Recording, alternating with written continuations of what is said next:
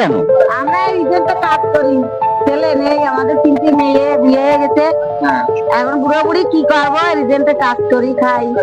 আপনাদের বাড়ি কোথায়? আমাদের বাড়ি মতলব। মসনপুর বাড়ি।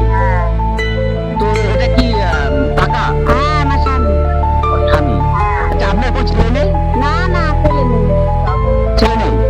তাহলে আপনারা আজকে কি করে খান? ওই রিজেন্টে একটু কাজ টাজ করি। কত করে দেয়? 250 টাকা। 9টা থেকে 6টা পর্যন্ত 250 টাকা দেয়। 9টা থেকে 6টা 250 টাকা, তাই তো? তাহলে আপনাদের 250 টাকা করে হলি মানে দুজনের মানে 500 টাকা, হ্যাঁ তাই তো? হ্যাঁ।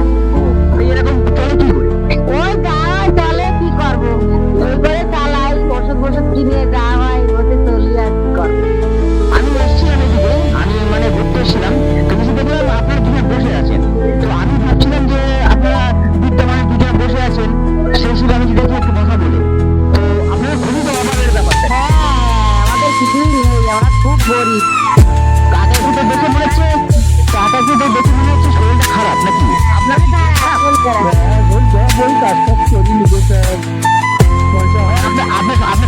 খারাপটা কি করবে? নার্ভের প্রবলেম। নার্ভের প্রবলেম। ও নার্ভে করবে, তাই তো? ও তা আপনি কাজ করতে পারেন? কোম্পানিতে কাজ করছি, করি কোনোভাবে চলছে। মানে যেটা দেখে আমি ভাবলাম আপনাদের খুবই অভাবের সাথে সংসার হতে হয়, তাই তো? তাহলে আপনাদের বাড়ি কোথায়? বাড়ি মতলব। মসলন্দপুর, তাই তো? মসলন্দপুর মানে এখান থেকে অনেক দূর, মানে এটা কাজীপাড়া। কাজীপাড়া আর তোমার হচ্ছে বাবনগাছি, মানে বনগা থেকে বাবনগাছি নাম দেয়, এটা অনেক দূর। অনেক এই বৃদ্ধা বয়সে মানে দেখে খুবই কষ্ট লাগে। কি করবো আর, তাহলে আপনাদেরই মানে কষ্ট করে খেতে হয়, কষ্ট করে যেতে হয়। কেউ আপনাদের নেই, তাই তো? না না, আমাদের কেউ নেই। দুজনে যা করি তাই। তো বন্ধুরা, দেখে খুবই খারাপ লাগে যে মানে বৃদ্ধ মানুষ, মানে বয়স হয়ে গেছে, মানে 60-65 বছর বয়স হয়ে গেছে দুজনারই, দুজনা কষ্ট করেছে বনগা থেকে বারাসাত, মানে অনেক দূর। দুপুরে এগারো থেকে সকালে ঠান্ডায় কাজে আসে, কষ্ট, সংসার চালানো খুবই একটা মুশকিলের ব্যাপার। তো খারাপ লাগে। তো আপনাদের বলবো যে এরকম মানে বৃদ্ধ বয়স্ক মায়েদের পাশে থাকা অবশ্যই দরকার। আপনারা থাকবেন, যতটা পারার চেষ্টা করবেন, সাহায্য করবেন। আর আমি একটা ছোট মানে চ্যালেঞ্জ হিসেবে কি আর কত সাহায্য করতে পারি, তো আমি মোটামুটি যেটুকু একটা খুশি করে একটা মানে আপনাদের গিফট দিলাম, ঠিক আছে?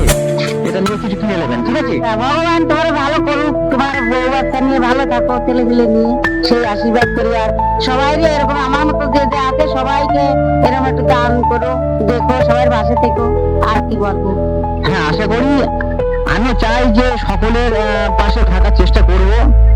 আর আপনি কিছু বলবেন?